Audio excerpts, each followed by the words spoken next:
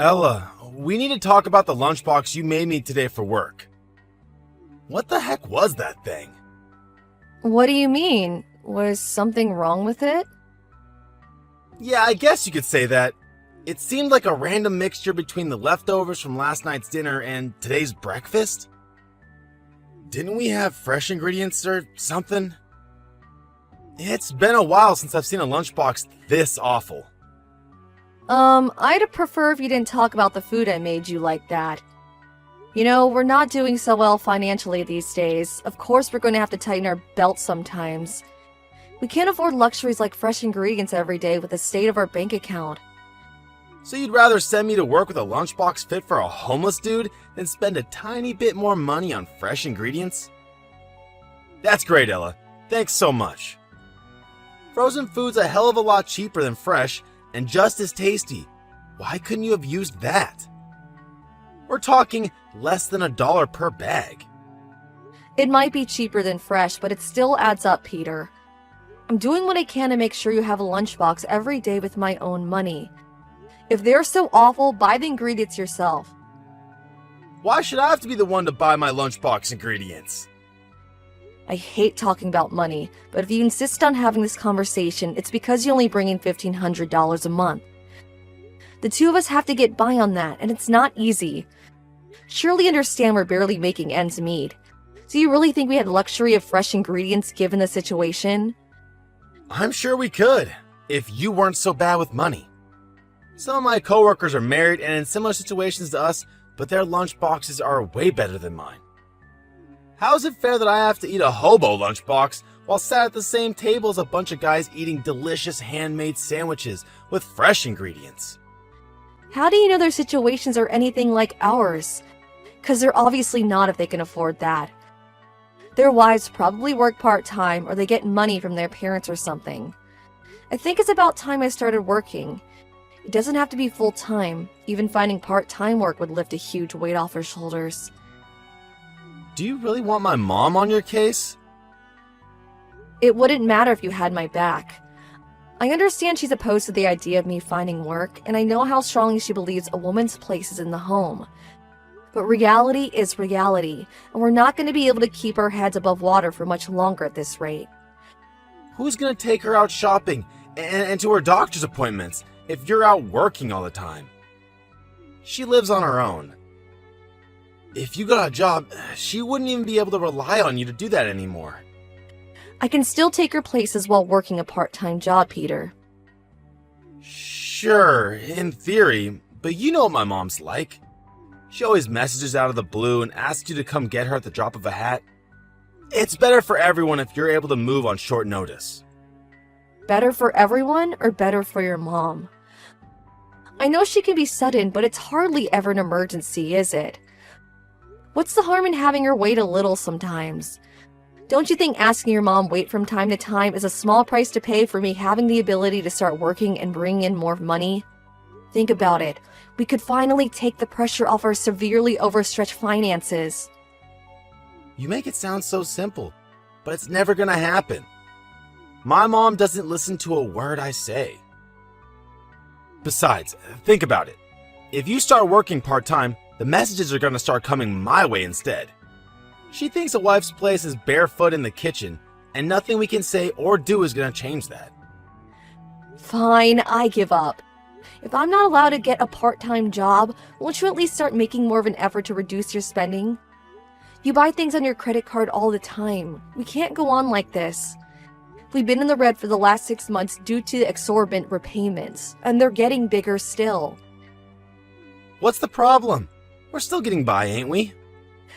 That's only because I'm eating into the money I saved up when I was single at a rate of knots. Great. So it's just like I thought. There's no problem. If we have savings to fall back on, we're good. Good grief, Peter. Are you being serious right now? That's my money you're spending on frivolous crap. Good God, Ella. It's always my with you. We're married, damn it. We said goodbye to selfish concepts like me and mine, you and yours, the day we tied the knot. There's only us and ours, and the money in that savings account belongs to both of us. No, it really doesn't. Not only that, but that money was supposed to be there for me to fall back on in case of emergencies. You mean like the emergency we're in right now? Great. That means it's serving its purpose. No, I mean in case of things like illness and accident. The only emergency here is you, and having unrestricted access to my savings is only going to make things worse. If the idea of me working is so unconscionable, then fine, I'll accept it. But if I can't, then you at least have to keep your spending under control. Money doesn't grow on trees, and we're rapidly running out. I did get my spending under control. How many times do I gotta tell you? Jeez, woman. I only smoke 1 pack of cigs a day now. Yeah, and I wonder how much that's costing us per month. Have you never considered stopping altogether? Good one, babe. You and me both know I'd never be able to quit smoking. You just lack ingenuity, that's all. That's why you need to use your head a little more when it comes to cooking our meals and making my lunchboxes. Is that really so much to ask? I'm the one dragging myself out to the office every day, working like a dog to put food on our table. Would it really hurt you so much to show a little gratitude every now and then? You make me wonder why I even bother when you get on my case like this with your incessant nagging. Peter, is this a freaking joke? You spent $1,000 on the credit card this month. My bad. I needed a few things. You are aware you only make $1,500 a month, right? Or did you forget that minor detail? We only have $500 to get by on this month now. Chill out, babe. We'll be fine. You've always been good at making a little go a long way. Besides, managing the household budget is your job. We'll have nothing left once the rent is paid. Sure, I can make a little go a long way, but I can't do anything with nothing. What are you supposed to do now? Beats me. Use your savings? Ugh, stop this already. You have no right to use my savings as you see fit. Besides, I hardly have any left now thanks to you. How many times do I have to tell you we're barely staying afloat here? Why are you so hell-bent on living so far beyond our means? What will it take for you to realize? Do the lights have to go off? Does the landlord have to kick us out? Tell me, Peter. Ugh, jeez. Would you button it already? There's no harm in splashing out every now and then. I'm the breadwinner here. Only because I'm banned from working. I told you countless times I'm willing to get a part-time job to supplement the finances. I hate living like this, Peter. We're living from paycheck to paycheck in mountains of debt. I'm sick of worrying that we're not going to be able to eat. I'm sick of worrying that the lights are going to go off. I'm sick of constantly dreading a phone call from the landlord saying the rent hasn't been paid. Your mom might send you a little spending money every month, but I have nothing. Between her allowance and my savings, I don't think you've bought a single thing with your own money since we got married. We promised to work together and do things as a team on our wedding day, but I feel like that all went out the window the moment we walked out of the church. It's cool, babe. I'm getting a raise next year. I've got an idea. How about you try not being so grouchy all the time? Take a chill pill and turn that frown upside down. Do not patronize me, Peter. And really, next year? Next year? What good is next year when we can barely afford to make ends meet now? Please stop this. You need to start taking care of the credit card repayments by yourself from now on. What? Don't talk silly. You know I can't do that. So why do you keep using it? No way. Surely it's not because you think you can keep relying on my savings. Of course not, babe. There you go with that silly talk again. Listen though, could you stop messaging me like this while I'm at work? Here I am, working my butt off, trying to put bread on the table, and there you are. Probably sad, doing sweet FA on the sofa, doing nothing but giving me hassle and distracting me from my job. You really are the biggest pain in my ass. I wouldn't be messaging you if you didn't act like this. This is all your fault. My fault? Jeez, now I've heard it all. It's not my fault you suck at managing the finances. You can't manage something that doesn't exist. God damn it, Ella.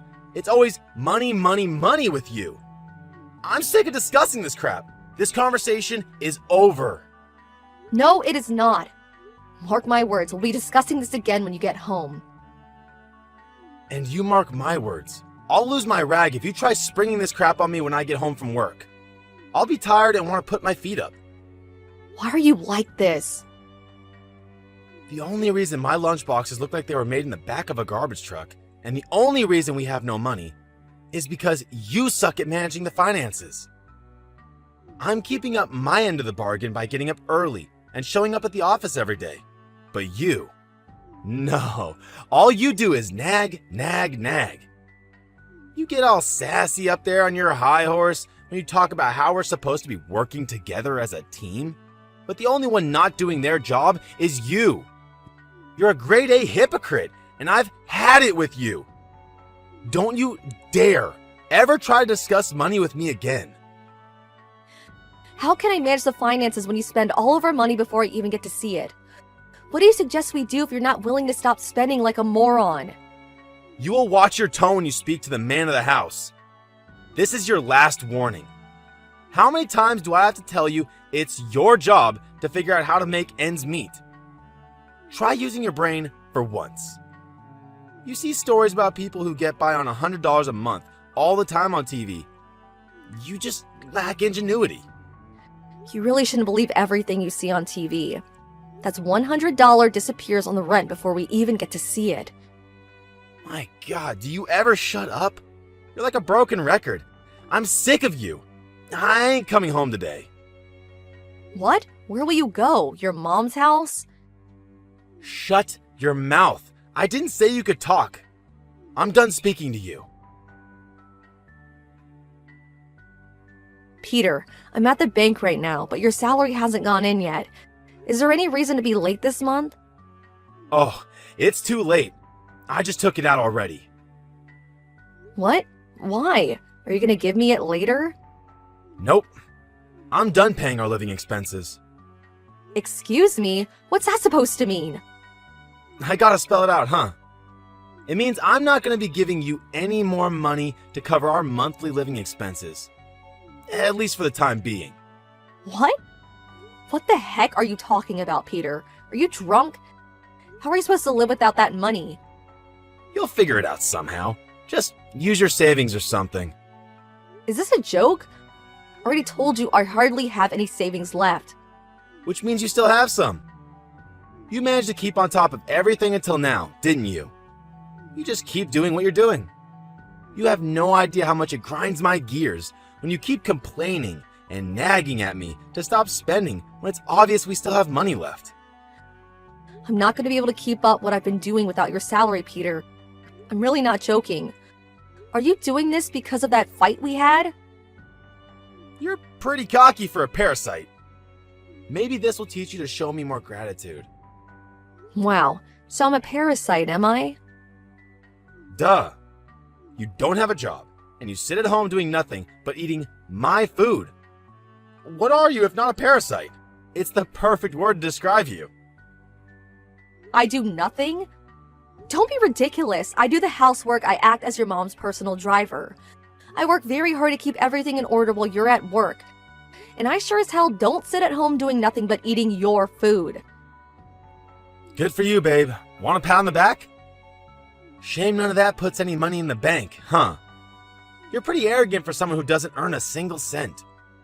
How am I being arrogant? Because you have the nerve to preach at me, despite the fact that without me, you wouldn't be able to live. Never bark orders at me again, woman. I don't want to hear another word about save money this or stop spending that. It's time you learn to know your place in this household. Do you think I enjoy doing that? I wouldn't have to say any of it if you did something about our dire financial situation.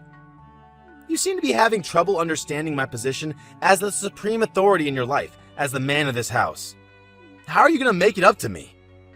Get down on your knees and beg for forgiveness when I get home? I can't take this anymore. What's that supposed to mean? I'm sorry. Ah, an apology. I'm glad to see we're finally making some progress. Now you're going to swear an oath never to defy me again. Here's what you're going to say. Peter's word is law. Peter is my Lord and Master. Peter is the supreme authority in this household and of my life. I will never disobey Peter again for as long as I live. I can't wait to get home. This should be good. I'll reconsider confiscating my salary if you fix your attitude and start showing me the respect I deserve. Your choice, babe. What the heck do you think you're playing at, woman? Why aren't you at home? Why isn't my dinner on the table? Did my mom call you or something? Nope, I left. What? Weren't you just about to apologize and swear an oath to me? I did what I had to do. Did you throw a tantrum and leave the house just because I stopped paying the living expenses? You're cutting your nose off to spite your face. Stop being so stubborn and come back and apologize. I'm the breadwinner in this marriage. The only one who will suffer because of this is you. Let's see how long you can keep this up. How are you going to get by without me, parasite? I'll be fine. Your future looks bleak, though. You should start worrying about yourself. What are you talking about? The only one who will suffer as a result of these stupid games you're playing is you. Why would I suffer? Because without me, you don't have any money or a place to live. How do you plan on getting by? Your parents are dead. You have nowhere to go. You really don't have to worry about me. I already found a job and a place to live. Huh? Say what now? I've been job hunting for a while now. The timing couldn't have been better. Job hunting? Damn it, Ella. Who the hell do you think you are? You know full well you're banned from working. I know that. That's why we're getting a divorce. A divorce? Why? Are you being serious right now? You really think I joke about something like this? You order me to make ends meet somehow despite the fact we're in the red every month. You treat my concerns with contempt and you treat me like crap. Your already frivolous spending went even further off the deep end at the moment you found out I had some savings. As if all of that wasn't bad enough, you punished me with economic sanctions for being cocky when I had the nerve to try and raise my concerns with you. How can I be married to someone like that? What? Don't be silly, babe. Will you come home so we can talk about this? Sure, another time. I'll have to come over with my lawyer at some point so we can talk then. A lawyer? Why would you hire a lawyer? I just want to talk to you. I've known for a while now that any discussion with you can never be anything but a complete waste of my time, so everything will go through my lawyer from now on. Plus, we'll have to take care of splitting the assets. We don't have any shared assets, so it'll only be stuff like the household appliances and the car, but in any case, a lawyer will be essential. Whoa. Slow down, babe. You're getting a little carried away here. Let's leave all that for a while, okay? I mean, I want to talk about the divorce itself. Which part? Well, like, you know, the future. What you said made me think, and I decided that if you're that worried about the finances, then maybe it wouldn't hurt for me to make a compromise or two. Oh, really? It's fine. I don't need your compromises, thanks. It's not just the finances, Peter. It's everything. I'm sick of life with you in general. We're long past the stage of talking things through and reaching a compromise. Still, springing divorce on me like this all of a sudden is just horrible. Which one of us is horrible? Surely it's you for spending thousands of dollars every month despite the fact you only make $1,500. No matter how much I try to tighten my belt and reduce our outgoings, all you did was complain. No matter how hard I tried, it was all meaningless. Like I told you, babe.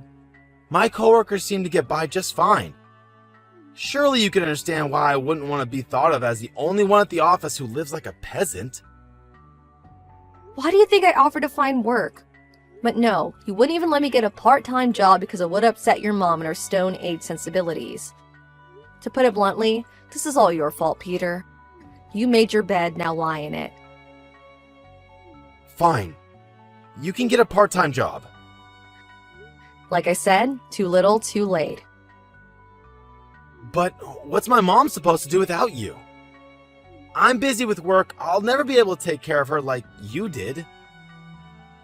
Not my problem because I'm officially resigning as your wife. You have no idea how hard things were for me before we got married. She called me every 5 minutes. I need you to do this for me. I need you to drive me here. Get over here and clean my toilet. Come and scrub this dead skin off the bottoms of my feet. She'd even ask me to drive her places when she knew full well I was at work. And if I didn't answer the phone, she'd call my office. You cope with it before, you can do it again. You had it easy while we were married because you palmed everything to do with your mom off on me. But the gravy train's about to reach its final stop. Wait a sec. Are you opposed to the divorce because you don't want to go back to being your mom's errand boy? No, of course not. It's because I don't want to lose you. I've never even considered divorce. Not once. You thought you had me trapped because my parents are dead and I didn't have anywhere else to go, didn't you? You thought you could treat me however you liked because divorce wasn't an option for me. And in truth, that is why you got away with treating me like crap for so long. No, it wasn't like that at all. But you're the one who said it was. Your parents are dead. You have nowhere to go. Ella, I'm sorry. The time for apologies has passed. But you apologized to me earlier today. What was all that about? You said you were sorry. You couldn't be any more tragically misunderstood if you tried. The only reason I apologize is because I'm not going to be around to look after you anymore. That's why I apologized. Ella, is there nothing I can say to change your mind about this divorce? No, and that's entirely your fault. Besides, what's the problem? You treated me with nothing but contempt. Surely you'll be happier without me around. You won't have to put up with my nagging or preaching anymore now, right? But, I'm not good with household stuff like finance management. Oh, so are you aware on some level that it's not a walk in the park then? And yet you were happy to force it all on me and attack me whenever I try to raise any issues with you. I have no interest in being married to a guy who treats me like a piece of dirt on the bottom of his shoe. I'll be nice to you from now on, I swear. I'll cherish and respect you, babe. I'll keep my spending under control, I'll stop taking my mom's side, and I'll care for and protect you. Always. I'd rather you did all that while we were married. I'm just grateful you showed me your true colors early on. The only reason I hesitated on the divorce at first was because of all the good memories I had of the early days. But you made it easy for me by showing me what kind of person you are deep down before long. Ella, I'm sorry. Please, I can't get by on my own. Please come home. I'm begging you, I'll do anything. You don't want me back because you feel bad about how you treated me. You're just worried about yourself. No, I swear. I want you back because you're my sweetheart. I want you back because I love you. You love me? Talk is cheap, Peter. You had plenty of opportunity to show you love me, and you did no such thing. If you really loved me, I wouldn't have felt like being married to you was like being in hell. You wouldn't try and drive me to destitution and poverty as punishment for having the nerve to defy you. I'm so sorry. I'm sorry from the bottom of my heart. How many times do I have to tell you? Too little, too late. Oh, that reminds me. This month's rent hasn't been paid yet. There's no money left on your credit card either. What? But I only have $800 of this month's salary left. Not my problem. You're the one who spent it. Oh yeah, what was it you always used to tell me? You're just lacking ingenuity. I'm sure you'll come up with something if you use your head. There are people who get by on $100 a month after all. You saw it on TV, remember? Good luck! Peter barraged me with messages begging me not to go through with the divorce and take him back.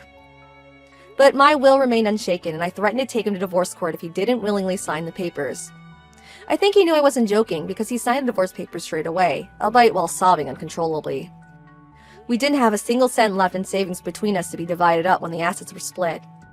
But I did get the car we bought back when we got married and half of the household appliances.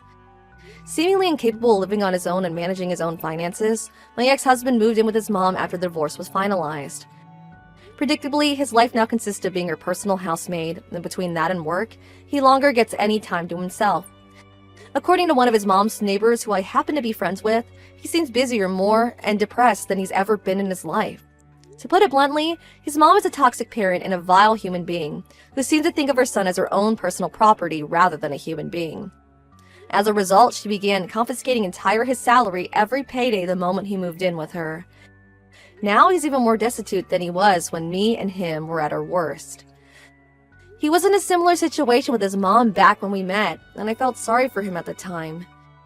Back then, he actually seemed like a nice person, so I wanted to be there to help and support him. But now, as a result of his despicable, domineering attitude towards me, not an ounce of that sympathy remains.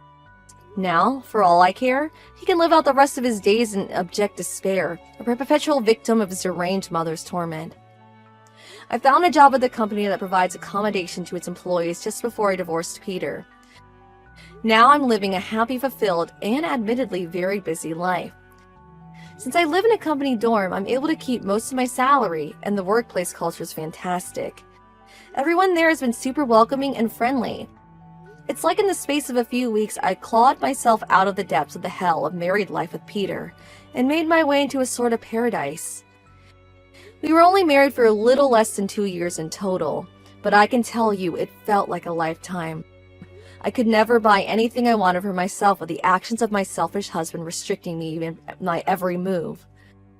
I felt like a prisoner, and I couldn't be happier to have escaped.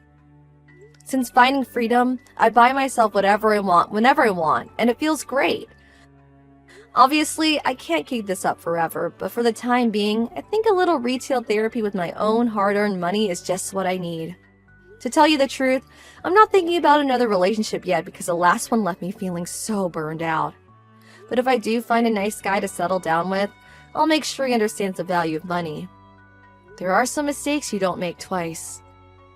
I know that money isn't everything, but it's an undeniable truth that good financial management can be the difference between a happy, comfortable life and a living hell.